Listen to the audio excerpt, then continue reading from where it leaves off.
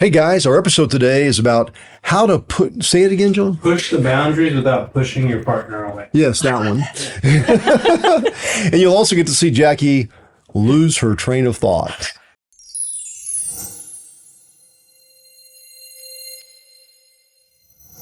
Hey guys, John and Jackie of OpenLove101.com. Welcome to our show.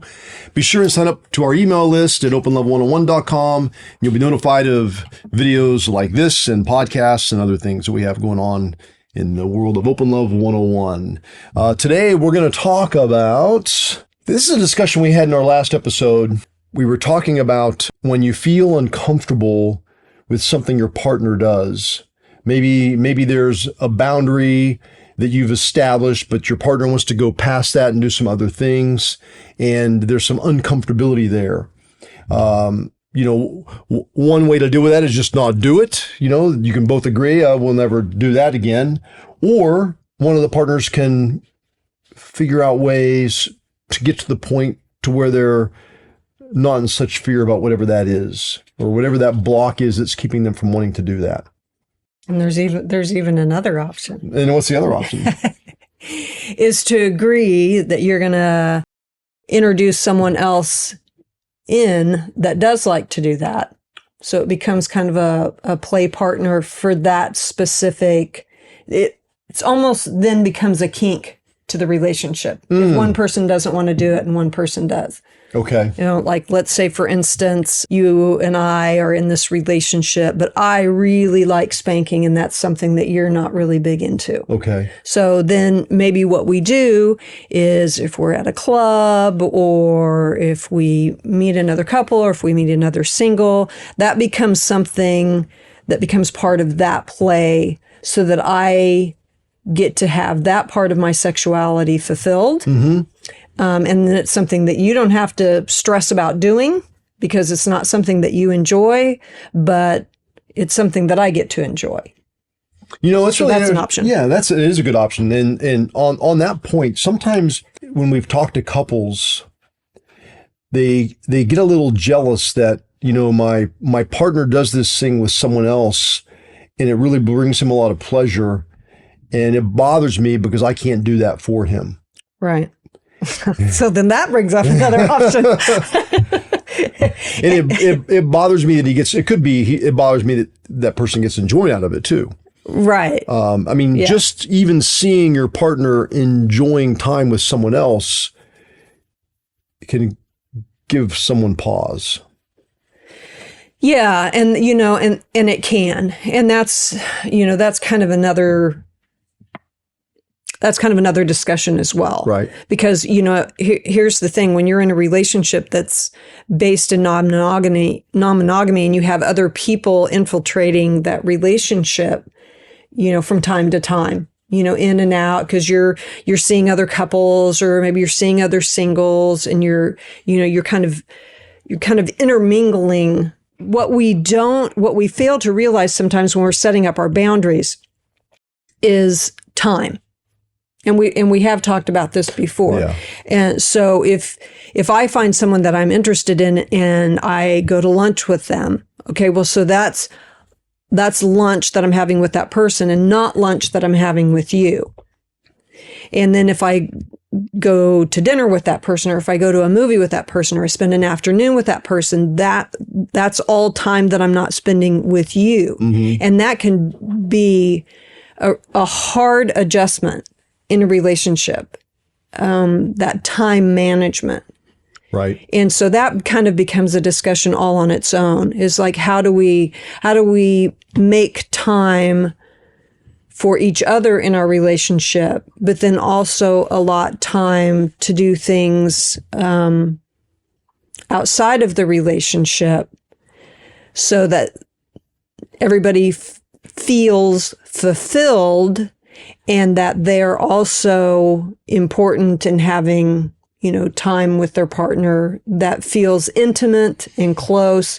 Because we're talking a difference between, like, if you and I are spending an hour together, but we're talking about business, as opposed to if I spend an hour together with somebody else and I'm at lunch and I'm talking about fun, cool stuff, we're spending the same amount of time together, but we're having different the mood is different. Yeah. The topic is different. It's not going to be as intimate if you and I are having a business discussion as opposed to if I'm just talking about like what we're going to go do after lunch kind of thing.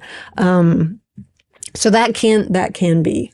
Well, and so that's an interesting point, because I think a lot of times, I mean, there are times where the fear that someone says, I have a fear about you going to lunch with this person, is more about the time you're spending away from me. Right. Because, you can go to your woman's club or play poker or whatever it is, and that 2 hours spent doing that doesn't affect me the same way as you going on a date with someone. Right.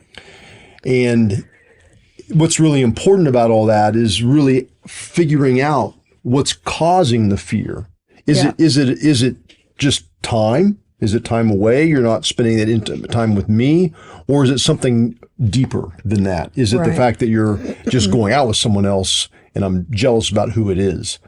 And that's where it's really important to be honest with yourself, to really try and figure out what it is inside of us that's causing us to have this negative feeling, or this, slow down, or, the uncomfortability. If you start getting anxious, if I start getting anxious about you spending time with someone else, what about that is making me anxious? Initially, it's probably just I may blame it on the time thing, but I would say most of the time it's not that. It's something deeper than just time. Yeah, well, I mean, it can be insecurity. It can be our own self-view, our self-worth, our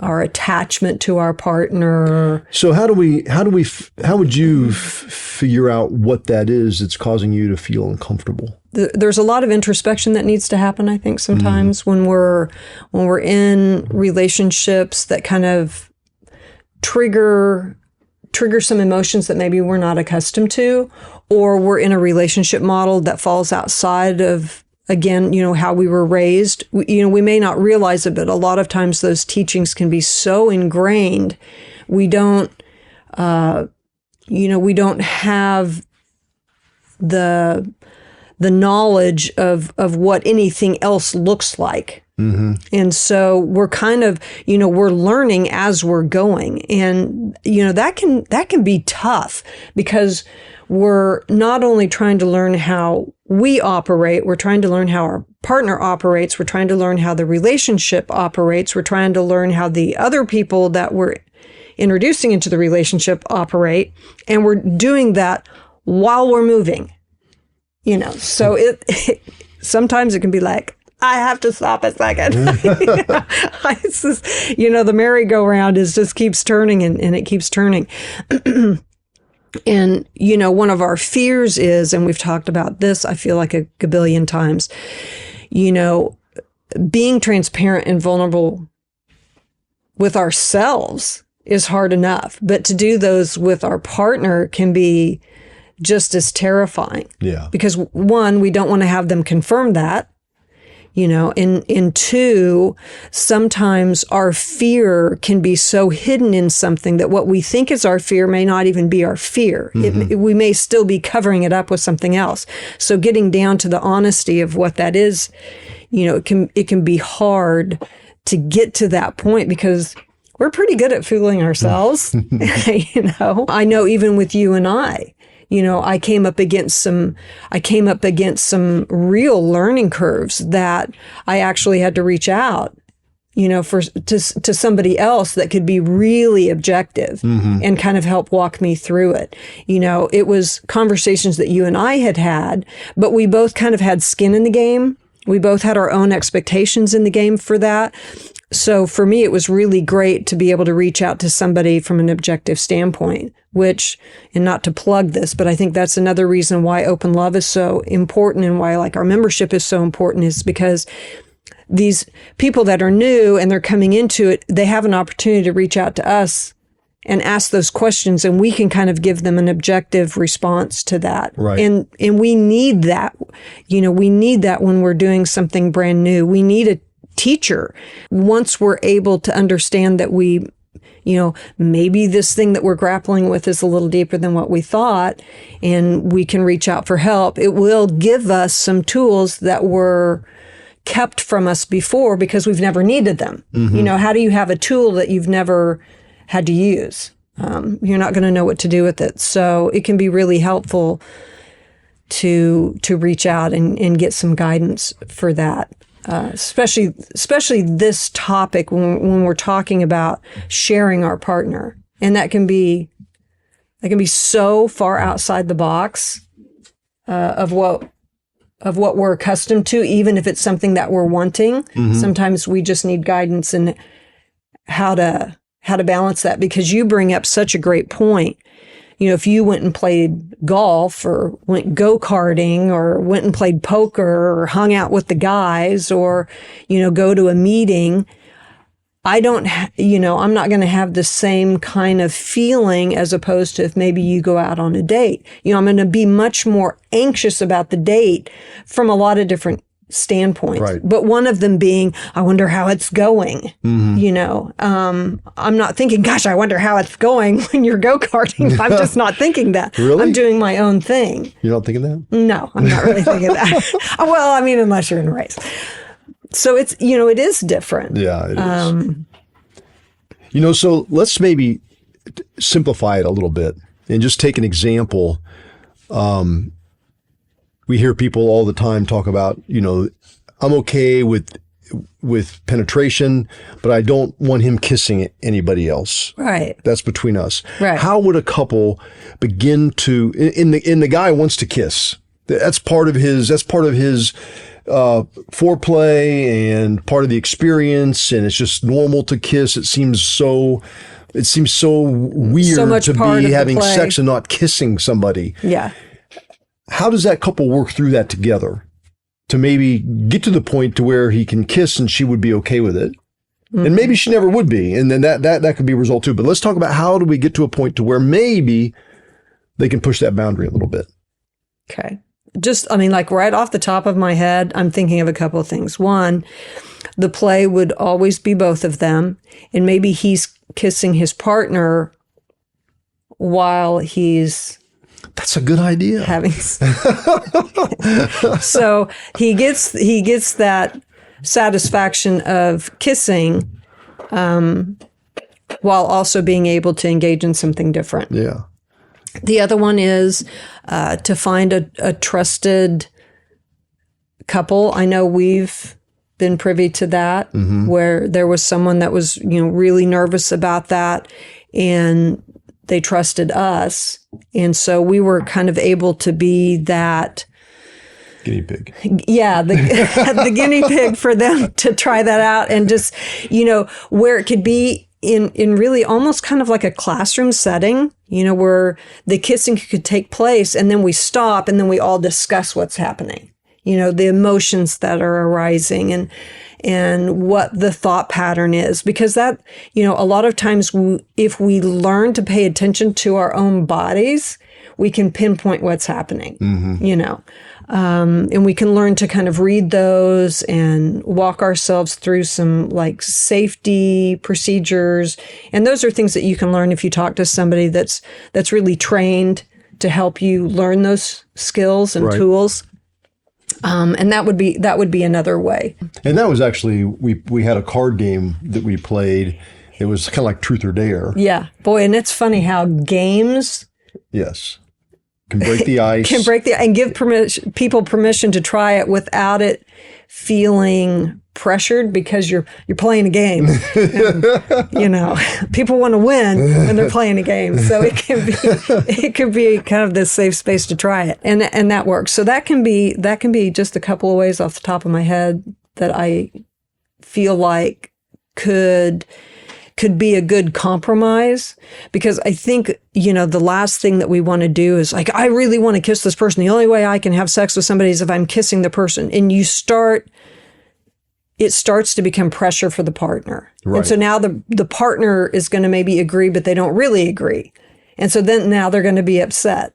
So it's, you wouldn't want that done to you. So you shouldn't do it to your partner. So it's about finding that common ground. And I also know that time and experience plays a big role in our comfortability or uncomfortability in something that we're doing. And everybody has their own learning curve, and what may come really easy to me or that I'm super comfortable with doing may not be for you. And if I don't have the patience or the empathy to allow you that process, it's devaluing. Right. No, you're right. And I think too, time and experience builds trust. Yes. And as you trust that your relationship is strong and it's going to last a long time in spite of what's going on with your play partners, you become more willing to push your boundaries. Mm-hmm. Once that fear, the fear slowly will diminish as you do things over and over again. Yeah. I mean, I see it in sports.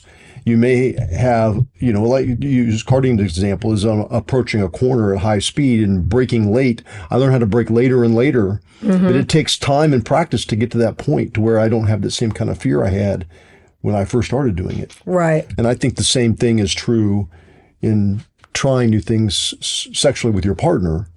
And as you see that this is going to be okay and fun, and enjoyable and a good experience for both of you, I think those fears begin to diminish. Yeah, I agree.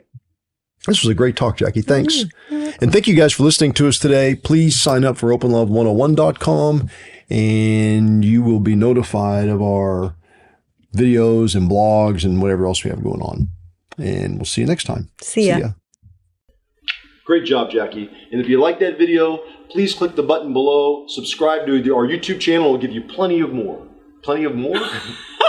Kidding me?